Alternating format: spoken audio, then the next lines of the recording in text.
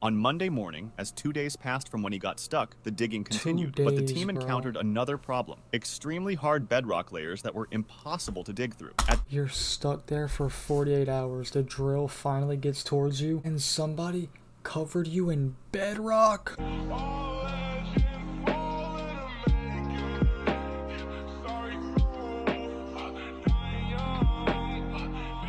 So we have a cave video, very crazy video, talking about the most painful cave deaths of all time. I've watched a video similar to this recently, and it was very, very entertaining. I'm not gonna lie, this channel is very good. They make quality content. Sterkfontein Cave Incident. Okay.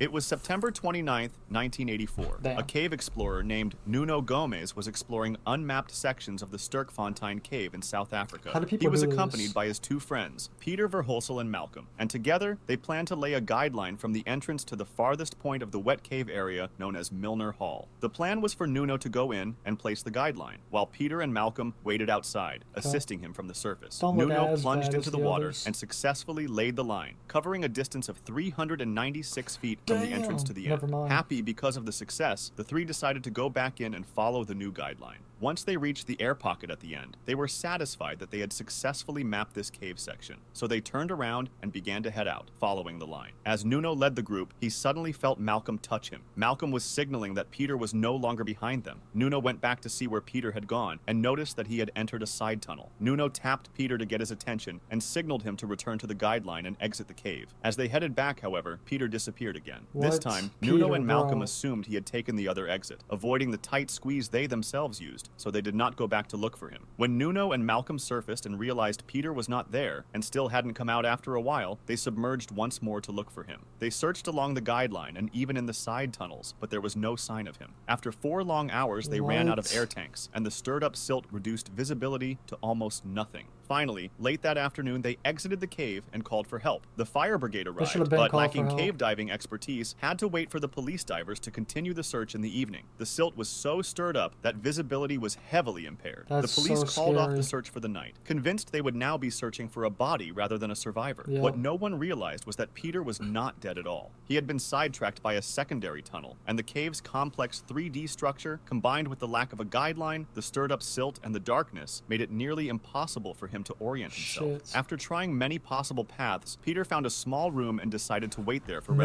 rescuers. way. He shone his light into the water in hopes of signaling his friends, but when no one came for a long time, he switched it off to conserve the little battery life remaining. He tried making noise by banging his tank on the rocks, but to no avail. Eventually, he became exhausted, fell asleep, and lost track of time. After that first night of searching, the police closed off the cave so no one else could enter. Okay. Unfortunately, the silt took a long time to settle, so visibility remained poor. Convinced Peter had not survived, the police decided to wait a full week before A resuming the week? search. On October 6th, 7 days after Peter's disappearance, they returned but found no sign of him. Another week passed before they tried again, but he was nowhere to be seen. Meanwhile, Peter was still alive. He had spent 14 days in complete What the fuck, bro? No way, no way, darkness, no way, no starving way, no and way. having lost much of his weight. No, Hoping for a bro. way out, he decided to follow a passage leading from the small room where he had sheltered. After traveling 120 feet away from the water, he discovered it was only a dead end, so he Damn. returned to his spot near the water to wait once more for rescuers. The police continued weekend searches for 6 weeks, but they never found him and finally called off the search with no result. At that point, they reopened the dry sections of the cave, but kept the water section closed. Volunteers then began looking for a connection between the dry and wet cave systems, and Nuno joined them. His contributions were crucial. He was the one who discovered the connection where they could enter the wet section of the cave. It was there that they found a set of footprints leading to a dead end, and soon after, Peter's body. Beside his Damn, body bro. was a message that read, "I love you, Cheryl and Ma." It was later discovered that one diver had come really close to finding him, as he Damn, entered an bro. opening that was just 100 feet away from Peter's location. That's completely tragic. He was fighting, bro. He really fought. He lasted. That's a horrible way to go out. The autopsy God revealed that he died damn. of starvation after 3 weeks in the cave. Although we may criticize Peter's decision to explore on his own, we should also respect the fact that he fought to survive until the very end. Yeah. Crooked Swamp Incident. It was March 27th, 1982, and Donald Damn. Weltner, along with his 2 sons Christopher and Roger, were about to lead a group of 12 Boy Scouts on a day of cave exploration. This wasn't Donald's first time caving, and even though the passages in the Crooked Swamp cave system were notoriously narrow, he wasn't too concerned. How do Donald people do was this? bigger than the other participants, so if he could get through, the rest of the group could too. Sure. At 2 o'clock, they entered the cave through its 16 by 28-inch entrance and stopped in a room Are you kidding me, bro? There's no way. inside. Donald was on the eastern side and noticed several smaller tunnels leading from the room. However, because they weren't sure which passages would be too narrow, Donald decided to check one. It involved a tight squeeze but appeared to open to another section, so he tried to push through. The squeeze measured 18 by 20 inches, so tight that he couldn't move his arms backward or lift his head to see ahead. He was followed by his sons, and while moving forward thanks to the mud making the terrain slippery, he reported back to them what was happening. Everything seemed normal until something unexpected occurred. As he pulled himself along, he realized the ground below him was disappearing. Donald slipped down into a tight crevice, Oh and the my slick gosh, mud prevented bro. him from stopping his slide. His hands were trapped, leaving him no leverage to pull himself up. Making matters worse, the path angled about 30 degrees, so he had to That's scary, bro, because that feeling where you can't, like, move your arms or nothing, bro, and then you're just trapped. fight against gravity. The crevice was just 5 inches wide, and the slippery mud caused his body to settle more and more. Good He told his God. sons to pull on his feet, but after several failed attempts, he told them to get the other adult in the cave, Jim. After a while, Jim also realized they wouldn't be able to free Holy Donald on their own. shit. Donald explained that some rocks had loosened when he slid and were now wedging against his body. Each time they tried to pull him backward, the loose rocks would slide forward and block the passage. Jim exited the cave to call for help. Cave rescue specialists and the police arrived, and because Yep. only one person could squeeze into that narrow space at a time, they tried using ropes to free Donald. This didn't work either, so they brought in tools to try breaking some of the rocks. However, given how tight the space was, hours of work led to only small breakthroughs, and Donald's situation grew worse. He was thirsty, hungry, and in a very cold environment, Oh, so brother. hypothermia was a major concern. The cavers considered entering from the other side to give Donald food and water, but they found that the passage leading to where he laid was Much more, extremely narrow. yeah. Only 2 very small cavers, sisters Lynn and Nancy Taylor, were able to fit, but even then, they couldn't fit. reach Donald's head. This Damn. meant there was no way of delivering supplies, so rescuers had to act quickly. They decided to dig from above ground, down to where Donald was stuck. The process lasted Okay. all day Sunday, getting them close to the required depth. They're trying. Unfortunately, though, they were about 12 feet away from Donald's position, so they needed to dig laterally. Meanwhile, Donald began giving only grunting responses, which indicated he was likely suffering from Damn. hypothermia. On Monday morning, as 2 days passed from when he got stuck, the digging continued, but the days, team bro. encountered another problem: extremely hard bedrock layers that were impossible to dig through. At You're stuck there for 48 hours. The drill finally gets towards you, and somebody covered you in bedrock? this point, they weren't sure if Donald was still alive, so they sent a nurse into the cave with a handheld Doppler machine to see if he still had a pulse. She couldn't detect one, but this wasn't definitive proof of death, Okay. since she only had access to his very cold legs. True that. Sometimes, the body's core organs can continue functioning after the extremities have stopped registering a pulse. Seeing how quickly Donald's condition was deteriorating, rescuers started using their most extreme tools, including dynamite, which was extremely risky but appeared to be Not the funny. only option left. On Tuesday morning, they finally managed to reach his Nice. location, and a doctor was sent in immediately, but as many feared, Donald had died. It took an Damn. entire day to retrieve his body, and an autopsy later confirmed he had succumbed to hypothermia sometime between Sunday night and Monday If morning. only it wasn't Following his cold, death, bro. the cave system was restricted to limited access. Agent Allwed incident. Roger Solari Those are and Martin crazy. Farr, aged 26 and 23 respectively, wanted Okay. to map out the Agent Allwed cave system in South Wales. At the Good. time, John Parker, another explorer, had abandoned the mission after discovering a third sump in one of its longest passages. Bro, how are people going through these? Like, do you not have claustrophobia? Martin and Roger, however, wanted to keep going to see what lay beyond. The first trip was done by I li- Martin I like alone living. because Roger had hurt his knee, making it extremely dangerous for Martin to continue solo. Okay. Reaching the third sump was a feat in itself, since the route was not only tortuous, but also extremely long, lasting for hours, as the first sump was about a Hours, mile bro. into the cave. The first 2 sumps measured only 249 feet and 82 feet, so Martin passed through them relatively easily. However, the third sump was much longer, and nobody had fully explored it yet, so Martin could only hope he had enough air to reach the end. Fortunately, he managed to swim through it, about 850 feet, and on the other side he found something else interesting, a zigzagging passage, roughly 1,800 feet long, leading to another sump. Nobody had known about this fourth sump, and Martin realized he probably wouldn't have enough air to explore it and then return. He spent the next 4 to 5 hours heading back out, planning to wait for Roger so they could tackle Sump 4 together on the next trip. When they returned on June 15, 1974, both Roger and Martin brought extra air tanks. They successfully reached Sump 4 and began diving it with a guideline to help map the route. After about 400 feet, Roger finished his guideline, and he had sinus problems, even though it wasn't the first time. Despite this, they decided to continue. Martin then took out his own guideline and they kept going, but they made an important mistake. In cave diving, there is a concept called the rule of thirds for air consumption. If you use 1/3 of your air supply on the way in, you need another third to get out, leaving the final third as an emergency reserve.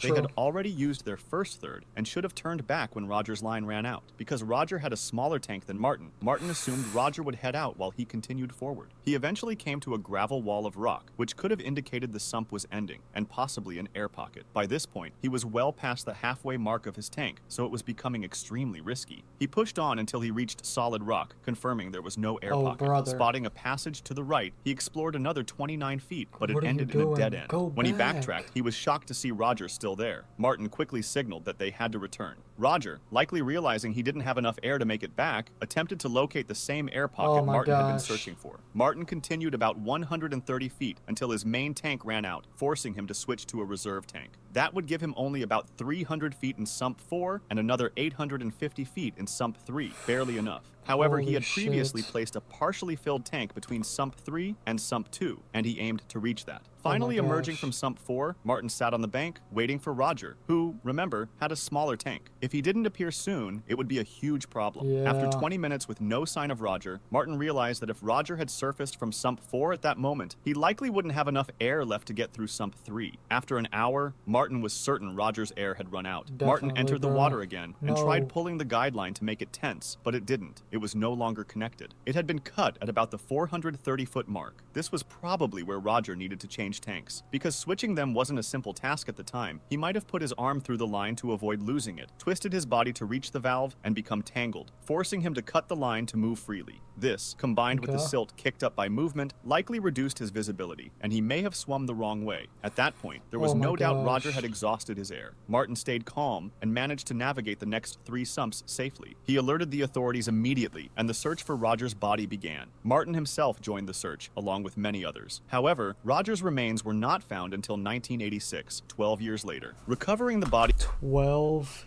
years later. He was deemed too risky, so it was left in the cave, and a plaque was placed near the entrance of Sump 1 in Roger's honor. In 1987, another explorer passed through Sump 4 and finally located the air pocket, 875 feet in, the very one Roger and Martin had hoped to find. It was called the Against All Odds Chamber. Martin stated that after this incident, he never broke the rule of thirds again. He went on to have a remarkable diving career. Today, the entrance to the cave system is locked, and only specific, experienced divers are granted a key.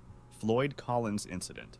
In late December 1924, Floyd Collins discovered a cave called Sand Cave, which was easily accessible to tourists because it was near a highway. He quickly struck a deal with the land's owners to receive 50% of any profits from the cave's exploration. Afterward, he immediately began working there. Since there was no significant entrance, however, many tourists avoided it. As a result, Floyd spent hours every day over the next few weeks digging deeper and deeper. On January 30th, 1925, it was snowing outside, and once again, Floyd went into the cave, only to find something shocking. Crawling forward with a lantern, he reached what was known as the turnaround room, called that way because many cavers would stop there and turn around, deeming it too risky to continue. The only way to go farther was through a tiny narrow hole called the squeeze, which measured only 9 inches in height. Floyd, however, 9 inches? How are you squeezing through that as a grown man, bro? Managed to push through. Beyond the squeeze, he saw a narrow pit dropping about 10 feet. He went down feet first and reached the bottom, where he found yet another pit. Squatting down, he removed the remaining rocks and debris and finally saw an opening into the main cave. He tied a rope in place and descended an 80-foot drop. Reaching the cavern floor, he was amazed by the sight, but noticed his light was starting to dim. Wanting to avoid being left in the dark, he climbed back up the 80-foot drop and began returning. You know that's probably like pitch black too. That's the craziest part. Moving backwards and pushing his lantern with his shoulder. Unfortunately, his lantern slipped into a tiny hole and shattered, leaving him in total darkness. Oh my Because gosh. the cavern was extremely unstable, Floyd knew he had to move carefully to avoid dislodging loose rocks. Unable to see, however, he kicked one loose, and it fell onto his left leg, trapping him. He tried freeing himself with his right leg, but the more he moved, the more rocks tumbled down, further wedging him in place. It was 10 a.m., and he began shouting for help, hoping someone would hear him. He remained there all day, and by 9 a.m. the next morning, nearly 24 hours after he had become trapped, Good two of the God, cave's bro. owners arrived with their 17-year-old son, Jewel Estes, to check on him. They saw Floyd's coat hanging outside the cave and called his name, but no one answered, so they ventured deeper. Before long, the two owners turned back because the passages were too tight, but Okay. Jewel continued and eventually found Floyd, who asked him to call his brothers for help. Nice, Soon, nice, Marshall nice. Collins, Floyd's brother, and Lee Collins, Floyd's father, reached the entrance, finding a growing crowd watching the rescue attempt. Oh my Marshall gosh. and another man went inside to widen the passage, digging carefully so as not to send loose rocks tumbling onto Floyd. At 4 p.m., Floyd's other brother Homer arrived. Floyd had previously asked Homer to come along that day, so Homer felt guilty for refusing Damn. and did his best to help. He did reach Floyd, but a new problem emerged. The crowds outside had started multiple bonfires. The melting ice funneled water into the cave, creating mud and sending freezing You idiots, bro.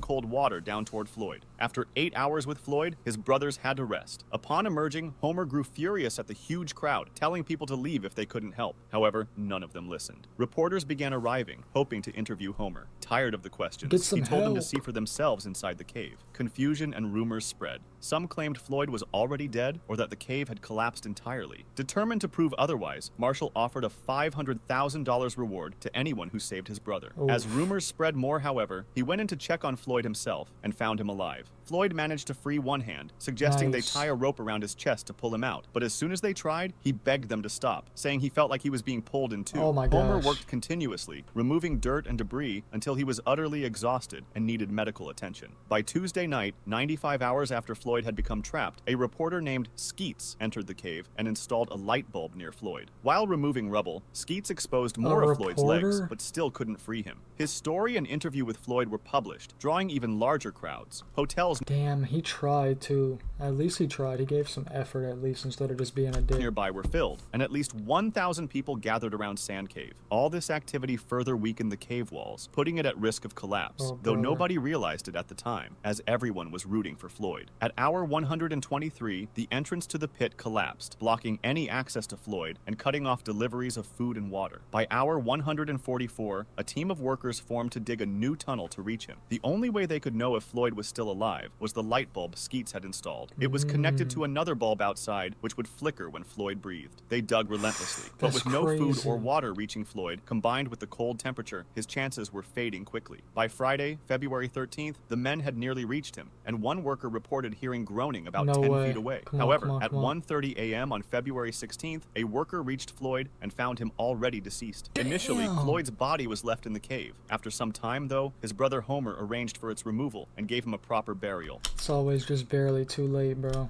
If you liked this video, subscribe for That was a good video.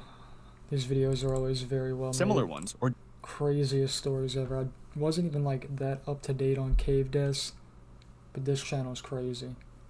I'll never understand why people think perpetual darkness in corridors the width of a hot dog are, bro. Complete darkness, complete claustrophobia. I don't get it. I mean, hey, do what you want to do, just be safe. There's no way I could do In my any of that. hometown, there's nobody left. Set up the bro with a play, don't fumble it. Damn, he fumbled the ball, I gotta recover it. East Street lacking, other bitch caught up. He spun back, that's not what I taught him. Now I gotta make the play.